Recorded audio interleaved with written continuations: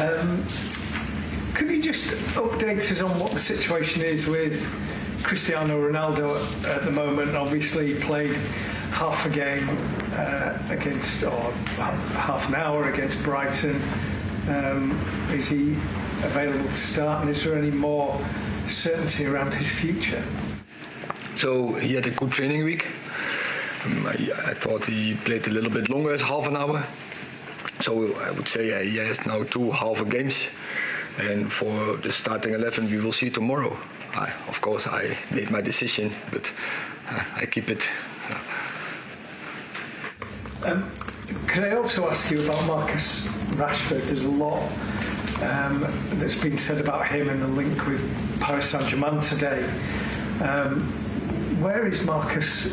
Where does he fit in your plans? Obviously, he missed a good chance against Brighton. He's really important, and you have seen from the first day I'm in, I'm really happy with him, and definitely I don't want to lose him. He's in our plans, and he will stay in Manchester United. What have you done this week on the back of the result on Sunday? Because that obviously wasn't the way that you would want to start a season or a new time at Manchester United. What have you done to try and rectify that for this week? Oh, what I always do after every game, I analyze the game and what went well, what went wrong, and then where can we improve, where have we to improve, how do we have to train, and of course we tell the players and we show them where we have to improve and how to do that, to give them the solutions. Erik, what did you feel you learned from that first outing in the Premier League? We learned a lot, but I think it's normal. When you start a season, every season is in that part is the same. The team get together, you have to get a way of playing, especially when you are new, what we are, when you have a new start, and you make mistakes. Football is a game of mistakes, and so we know we have to improve in many facts, and clear. In terms of improving the squad further, obviously there remains a lot of speculation as to who could possibly come in. Can you bring us up to date as to what's happening with Rabiot, what's happening with Frankie de Jong? Are they likely to still happen? And how satisfied are you with the support that you get in terms of recruitment at the club so far?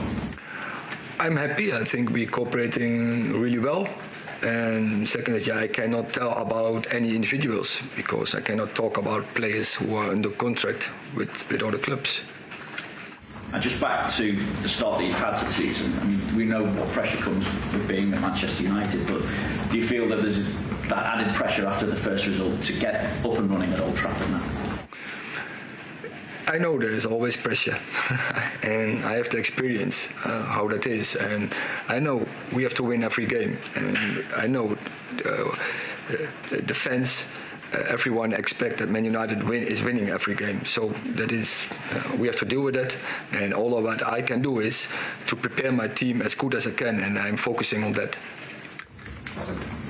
Erik, Christian Eriksen obviously going back to Brentford this weekend. What have you thought of what he's done here so far, and how will he feel about going back there? The last question you have to ask him himself, but. Yeah, of course, it's always special when you return to the team where you came from, but also he had that experience before, and he know, we have to win, and he has to perform well, so he has to focus on that. How hard a game is this for you? It's hard. What do you think of Brentford and how they play under Thomas Frank?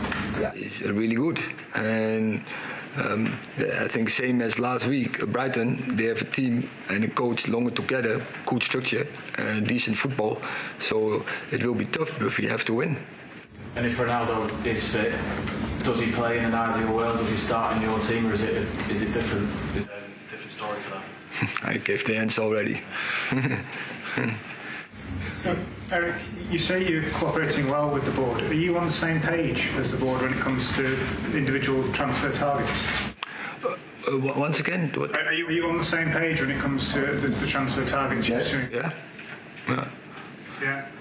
Okay. And just we talked about Ronaldo. Is there any other updates on team news? What's the status of Anthony Martial? He will not be available, and Victor Lindelof as well, not for this weekend. Just one more, Eric. On the squad as a whole, are you confident that when the window closes on the 1st of September, you will have a better squad, a more rounded squad than you have at the moment? We have to, and I'm convinced we will have. Yeah, not the happiest of starts to life in the Premier League for Erik ten Hag. Can you see what he's trying to do at Manchester United? Are there signs of a Ten Hag plan? Don't look at me. I think there was for 5 minutes. I think that was about it when they were moving the ball really, really well. And when they went 2-1 down, well, they got the goal to get themselves back into it. They started to play. But when I look at this Ten Hag team, and I did feel for him standing on the sideline, everything's off the cuff. You look at the two squads, you look at Graham Potter's team at Brighton, there's a clear plan there. They know exactly what they're doing, every single one of their players. Erik ten Hag, it's like he's given the instructions, but the players are not taking it on board. I mean, you've got Fred and McTominay, your two holders, they're running all over the place. I mean, the second goal is the one that's criminal because they're both completely out of it. But I feel for him because he's trying to put players in the situation. He's trying to use Christian Eriksen as that false nine to come off and kind of link play, and then use, obviously, Sancho and Rashford as use their pace. That didn't work. Where he goes from here, I honestly don't know. You know the thing is, Kels, is for the last three managers, I'd say the problem has been the midfield. I don't know how someone like Erik ten Hag, who plays good football, good pressing football, good possession football, has waited so long to be able to get midfielders in. It's Man United's problem for many years now, the midfield. You're not going to win games. And, we're here in Brighton, it's the first time they've beaten. I mean, I don't know. That's going to happen. Ever? At Old Trafford. At Old Trafford. That's going to happen a few more times to Man United if it carries on like it is, because Man United do not control the game in the midfield because they haven't got midfielders who manage the game and then are able to then impose a Manchester United strategy on the opposition. So they're almost playing like they're going to play on a counter-attack. Then they don't start with Ronaldo. Now, people are talking about Ronaldo, Kels, and what he's doing and disruption. Is he going to leave? They cannot afford to let him leave. I know that he might be playing under duress. He doesn't want to be there. Whatever it is, they cannot afford to let him leave in this time because he will score those goals. What's going to win them certain games? Because if he's not there, last season they're in a massive amount. Can I ask you a question? It's almost like seems like a heresy because I disagree with you. So forgive me at early doors, but I look at Arsenal and Arteta allowed Aubameyang to go because he threatened to undermine his authority and he had to retain that authority in the dressing room. Is it not the case with Ronaldo? I mean, I think, for me personally, I look at the incident last week where he and several other players left the pre-season friendly early, half-time. And it's not so much my opinion, but the framing of the question that was asked to Ten Hag by a Dutch journalist who actually said to him, Ronaldo, you said you're going to impose discipline, and yet Ronaldo does what he wants. He comes when he wants, he leaves when he wants. That was his words. And so you have a perception from outside the club of a manager that doesn't have any authority. So whatever Ronaldo gives you in terms of goals, does he not threaten to undermine that authority in the dressing room? Well, of course he does. But then you look at the situation that Ten Hag finds himself in, and without Ronaldo, they're not going to score the goals. And then you look at Ronaldo, where's he going to go? If you're going to take Ronaldo, it's not only wages, but it's the circus, it's everything that comes with him, the way he is, the way he's in the dressing room. Who wants that? What other team wants that? So, as much as he wants to go, if it could have been done, then Mendes would have probably been able to do it. So I feel he can't go anywhere because people don't want the hassle that he comes with. So I think that whatever they're going to do, Man United, they've got to make sure they get him on side to score these goals, because when you look at what happened, when he came on, it was a little bit different for them. Let's face it. But was it different for them because of what Ronaldo brought, or was it different for them because suddenly Christian Eriksen doesn't need to play in that false nine role and he can do what he's been brought in to do and what he's good at? That's what I think. I think because Eriksen was in that withdrawal role, he could pull the strings a bit more, spray some passes around. I watched him when he was at Spurs and he's done exactly the same things as he did yesterday. I think as far as Ronaldo's concerned, you're absolutely right. He does give them a lot of goals. But if you look at all of the other teams in the top six, none of them would have him in the squad, let alone in on the bench. That's where Man United are right now. I totally agree with you. I think that they signed him from a position of weakness and they've been saddled with him. They clearly made assurances to him that when he signed that he would play, because otherwise he wouldn't have signed for them. But the problem that you have now is that if you have him in your squad when he does that kind of thing, then you're sending a message out to other people that he can do that kind of thing. And for me, even though in the short term you would lose those goals, you absolutely would, and you would lose that threat. But in the longer term, you would preserve the authority of the manager, the cohesion of the team. You could blood a younger players, because obviously with the money you would save on wages, you could get a couple of other, Benjamin Sesko at Salzburg, for example, a young player that you could maybe give a couple of seasons. Dan, Fans would understand I it. hear what you're saying. And maybe move him on. Even if you just pay Ronaldo up, but I just think I don't think anyone wants to. no, they won't take don't him. pay. Don't send him to another club. But just pay him up to go, and then just say, look, we made a mistake. But if we are going to build a team, Wayne Rooney made the point yesterday in the Sunday English papers where he said, I would let him go and I would invest in a younger player, because if you look at the other teams in the top six, they're all teams that are constructing or building for a title challenge. Yeah. If you look at United, they're still stuck in the past, and they've had, 10 years of bringing in old strikers. There is talk now, no, not talk, they have bid for 33-year-old Marko Arnautovic at Bologna. Now, what on earth are Man United doing bidding for 33-year-old Marko Arnautovic at Bologna? With that, they do that. We've seen them do that. Go far back as Erik Larsson from. We've seen how they do that. You know, they've done it with Zlatan. You know what I mean? They've done it with we saw Cavani. They did it recently. with a great deal of success with Robin van Persie. They've done it, yes, but it's the subsequent strikers who've come in.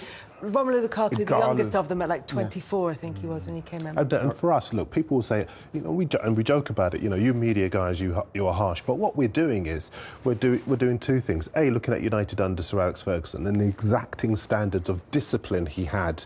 He let Jaap Stam go when Jaap Stam was a little bit too indiscreet. And he said, no, you cannot break the sanctity of this dressing room. And he let him go. You look at the other teams that are building young teams. Sadio Mane, 30 years of age, sold by Klopp to bring in 23-year-old Luis Diaz. Haaland coming at 22, even though they scored 96 goals, I think it was last season. I think Ronaldo is a legend, and I don't think anybody doubts his legendary status. But even though there is a pragmatism about bringing him on, as you rightly say, to score those goals, in the longer term, you are losing that grip on the dressing room that you guys know far better than me is so important if you are a manager. The only thing I'd say is that you're right in the long term, but Ten Hag might not be in there in the long term. So he's got to think about to himself, I need results now. Yeah, but if he keeps losing against teams like Brighton, he's not going to be in the short term. Yeah, I get that, but I guess Ronaldo, and I'm with you, I think with the discipline side of things, I wouldn't allow him to do what he's been doing. But I think for Ten Hag, Martial was injured. If they go into their next game, no centre forward, no one's got any confidence, you're going to have to use him at some stage. You can't have him just sitting there not doing anything. You're going to have to. And I get it. In the long term, it would be better to kind of move him on. But Ten Hag might not be there. He's got to think about the right now. But if Ten Hag has spent the summer assuming that Cristiano Ronaldo is going to be elsewhere, if the messages that he's getting are Cristiano Ronaldo doesn't want to be at Manchester United, the right offer comes, he's going to leave, and he's making plans without Cristiano Ronaldo, is it possible then for him to start this season with Ronaldo as an option, playing him, and still in the background keep this project or whatever it is that he keep this plan in mind that he has for Manchester United? Can he do both things? Well, ideally for a club of Manchester United's size, they should be able to do that, because you look at Man United and you mentioned those other teams and they seem to have a plan with the signings. You look at Liverpool's signing, Man City's signing, Arsenal's signings. There seems to be a plan and a structure to where they're signing. Does that player fit into what we're doing? Because if we do get rid of the manager, we've still got players who are playing to this system, because that's how we want to play. The manager comes in and manages these players rather than Ten Hag wants him and he wants him. And now they're getting Arnautovic, somebody who, you know, again, is somebody in a dressing room situation. He's meant to be quite a disruptive, volatile kind of character. And you're coming into that scenario. And, you know, if he scores a few goals, then all of a sudden he's going to turn into the guy, well, they need me, I'm big now. It's you know, I'm confused with Man United's recruitment and everything over the last 5-10 years. Also, well, right, how was that a rebuild by bringing in Arnautovic? Exactly. That's the part that makes no sense. We haven't even gone into the fact, when's the last time Man United, you know what I mean, and you can't say Rashford at the moment because it's still not quite working out for him. When have they produced somebody out of their academy? You've got City, you've got Foden, Arsenal got Saka. You know, we're talking about Liverpool, Trent Alexander-Arnold. Elliott and we're talking about them bringing at people. Chelsea, When is the last time Man United had a player So true. that's gone on to do something in their cap? When's the last time Man United had a player that they sold to somebody from? What is going on there? You know something? It doesn't make me happy to see Man United in the doldrums like this, especially when I played against them when they was at their pomp. And I can understand with the Manchester United fans how disappointed they will be. People saying they're protesting. They should be protesting at the end of the day, the way it's gone. But the fact is, they need to do something at some stage, Darren, where they get it back to ground zero and start building properly. But I think that thing that they should have done was last season appointed Conte, because they needed to be challenged not just on the pitch in terms of discipline and a tactical structure, but also above as well. If you look at Spurs, where he's gone, he's challenged their transfer strategy. Certain people have left the club, they've bought players early, they've gone away, they haven't completed it, but he's happy with the squad going into the season. The mentality has changed. The profile of player they are buying has changed. But United Desperation signs. They convinced themselves that Conte would be a problem for them. And I think more of a Conte than Ronaldo.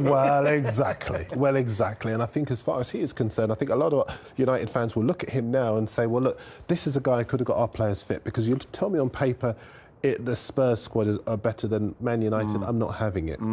Second of all, this is a guy who could have got us back into the Champions League, because United, points-wise, were in a better position. In fact, I think at one stage they were fourth. And he could have led them back into Champions League. That would have made going for high-line players a lot easier for them. And this is a guy who would have challenged the hierarchy's thinking. That's maybe what they've done, Darren. They don't want somebody to challenge the hierarchy, because the hierarchy can be, for me, easily shown up with a manager of Conte's experience and nous. He's going to show them up for what they are, because he probably comes in, tries to do what he does, they don't do it, and he leaves. He would have left, right? And I'm sure that that's the kind of thing what's happened at Tottenham. Darren leaving. Too many Darrens Daniel. in my vibe. Too many Darrens in my vibe. Daniel Levy has had to go, right, OK, whatever you want, let's do it. And look at Spurs, quietly, like you said, Dee, gone about their business, and like they're ready for the start of the season. Now you're saying that Spurs will be in and around it. You can't say they won't be, not with him.